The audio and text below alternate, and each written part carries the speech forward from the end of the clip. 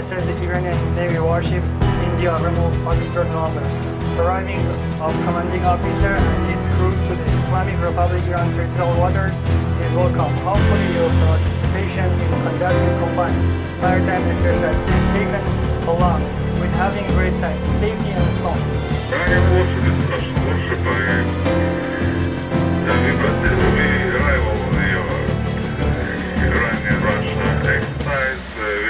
See you.